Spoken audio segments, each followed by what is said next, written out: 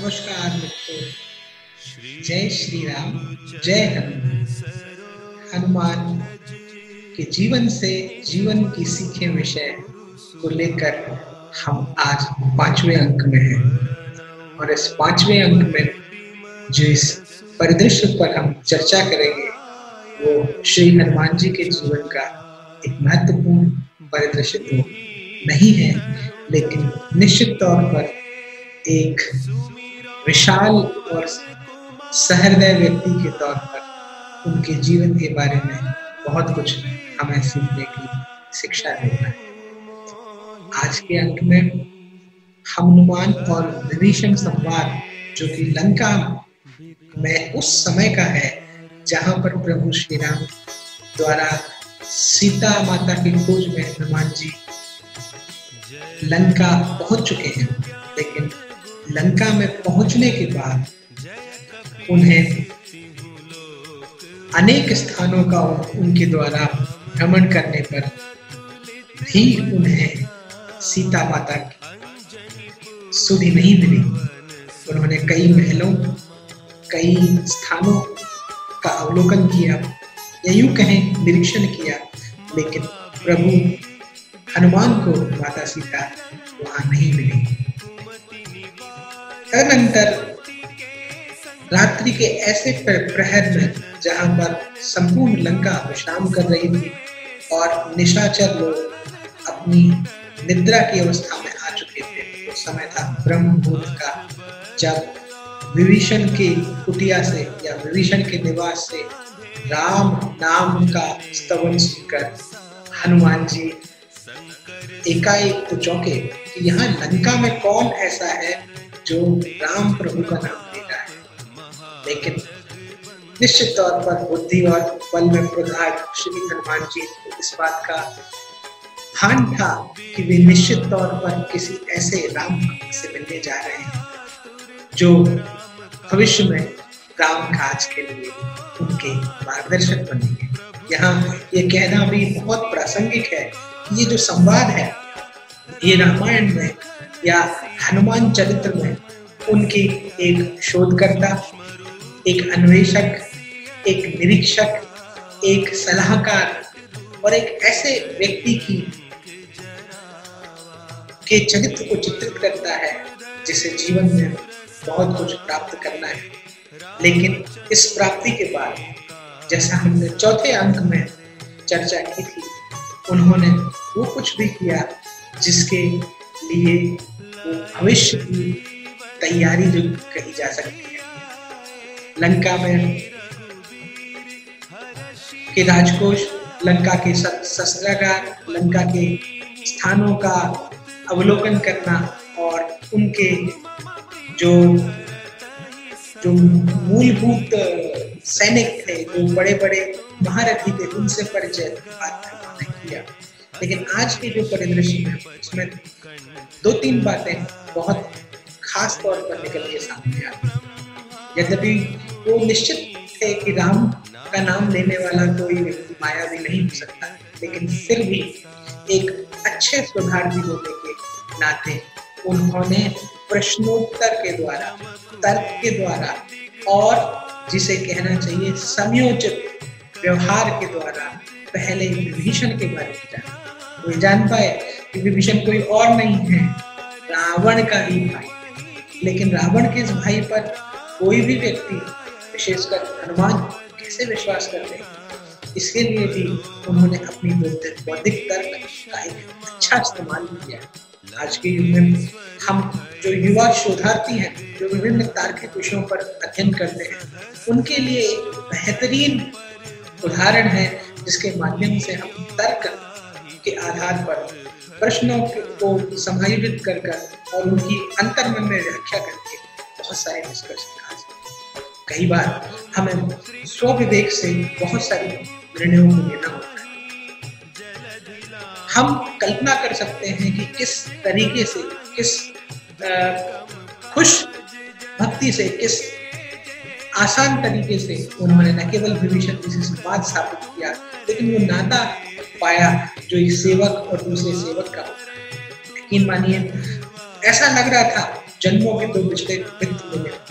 और यही नहीं, जो दूसरी बात बहुत महत्वपूर्ण है, श्री हनुमान जी ने विभीषण जी को वह मंत्र दिया जिसका का उदाहरण स्वयं रामचरितमानस में और यहाँ तक कि हम हनुमान चालीसा में भी इसका जिक्र है, तुमरो मंत्र विभीषण माना। ये कोई और मंत्र नहीं था। श्री हनुमान जी ने एक भक्त को चर्चा जो के संवाद के माध्यम से जो निकल कर आई वो ये कि हम 3 भाई हैं और तीनों भाइयों ने बचपन से ही अलग अलग स्वभाव रखा। मेरा यानी विभीषण का स्वभाव था कि मैं हरि भक्ति, नारायण की भक्ति करूं और नारायण मुझे किसी भी रूप में, नारायण ने मुझे आशीर्वाद दिया कि जब मैं राम रूप में पृथ्वी पर अवतरित होऊंगा मैं तुम्हें वहां मिलूंगा। उस बात का स्तवन करते हुए आज भी श्री विभीषण जी राम जी का रास्ता निकले और इस बात का उन्हें भान तब हो गया जब श्री हनुमान जी ने उन्हें न केवल दर्शन दिए और ये बात बहुत गंभीरता से कही कि हमें ईश्वर पर हमेशा यकीन रखना चाहिए और ईश्वर पर यकीन रखने के साथ अपना कर्म करते जाएं तो हमारे जीवन में कभी बाधा नहीं आ सकती।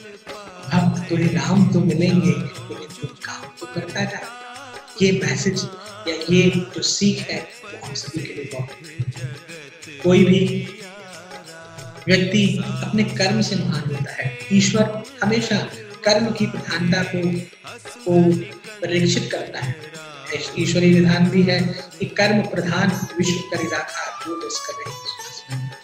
यहाँ जो दूसरी सीख विभीषण से संवाद के माध्यम से श्री हनुमान जी ने दी है, ये उनके उन गुणों को दिखाती है जिसमें वो स्वयं एक भक्त के तौर पर निश्चित तौर पर ईश्वर पर एक से कहना चाहिए अनंत विश्वास रखते हैं और इसी बात का वो श्री विभीषण जी को भी यकीन दिलाते हैं। यकीन मानिए राम जी की कृपा आप पर निश्चित तौर पर होने वाली है। आप अपने पुरुषार्थ को अपने कर्म करते रहिए। और उसके बाद तीसरी शिक्षा जो मूल शिक्षा है ये कि उन्होंने इस संवाद में ये भी स्पष्ट किया कि सर्वशक्तिमान होते हुए भी बहुत सारी शक्तियां उनके पास होती हुए उन्होंने एक सामान्य मनुष्य की तरह तर्क के आधार पर, प्रश्नों के आधार पर, आकलन के आधार पर और बहुत सारे ऐसे जिसे कहना चाहिए निर्णय जिन्होंने एकात्म तौर पर खुद से कुछ निर्णय लिए उनके आधार पर ही उन्होंने ये मार्ग तय किया कि मार्ग कहाँ है। और उसके बाद उन्होंने कहा कि मैं रात के समय माँ सीता से उचित समय में मिलूं ताकि उन पर कोई विपत्ति ना आए। और मुझे विभीषण जी मेरे लिए राक्षस कोई चुनौती नहीं है, ना मैं उन्हें कोई चुनौती मानता हूँ। हाँ, एक बार मैं माता सीता का खोज लगा लूं, उनसे उनकी सुधि ले लूं, फिर इन राक्षसों को भी ले लूंगा। और इसके बारे में हम जो उनका प्रॉपर मैनेजमेंट था, जो प्रॉपर एनालिसिस था, जो प्रॉपर जिसे कहना चाहिए आकलन था, सारे अंक गणित उनके मन मस्तिष्क पर। श्री हनुमान जी ने बहुत सारी बातें अपने पथ के अंदर ही सोची और ये बहुत बड़ी शिक्षा है हम मनुष्यों के लिए अपने जीवन पथ में चलते हुए हम बहुत सारी चीजें सीख सकते हैं। जैसा हम चौथे अंक में चर्चा कर चुके हैं, श्री राम जी ने उनसे नहीं कहा था कि आप रावण से संवाद स्थापित करें। श्री राम जी ने नहीं कहा था कि लंका जला के आइए। श्री राम जी ने नहीं कहा था कि आपके द्वारा अक्षय कुमार का वध होना चाहिए। ये कुछ ऐसे उनके गुण हैं जो व्यक्ति को परिस्थिति के अनुरूप बनाते हैं। कई बार हम कर्म करने निकलते हैं, हमारे सामने कुछ और चुनौतियां आ जाती हैं, निश्चित तौर पर हमें उन चुनौतियों का भी डटकर सामना करना चाहिए। ये शिक्षा हमें श्री हनुमान जी के जीवन से। मित्रों, आज के इस अंक में हमने हनुमान चरित्र के इस परिदृश्य से, जहां हनुमान और विभीषण के संवाद की बात की है, हमने श्री हनुमान जी के जीवन से बहुत सारी शिक्षाएं ली। मैं उम्मीद करता हूँ एक शोधार्थी के तौर पर, एक विद्यार्थी के तौर पर, एक सामान्य सजग व्यक्ति के तौर पर और एक बुद्धिमत्ता और कौशल से युक्त व्यक्ति के तौर पर हम श्री हनुमान जी से बहुत सारी चीजें सीख पाएंगे। बड़ी विनम्रता से मैं आपसे कहना चाहूंगा, ये विषय शायद मेरे बौद्धिक स्तर से बहुत ऊपर है, लेकिन प्रभु की कृपा है कि उनके द्वारा मुझे ये आशीर्वचन मिला या मुझ पर बड़ी कृपा रही, मैं इस विषय पर अपने वक्तव्य रखता। तो अगले अंक पर हम इसी विषय पर एक नए परिदृश्य के साथ, नई सीखों के साथ फिर मिलेंगे। तब तक के लिए जय श्री राम, जय हिंद, नमस्कार।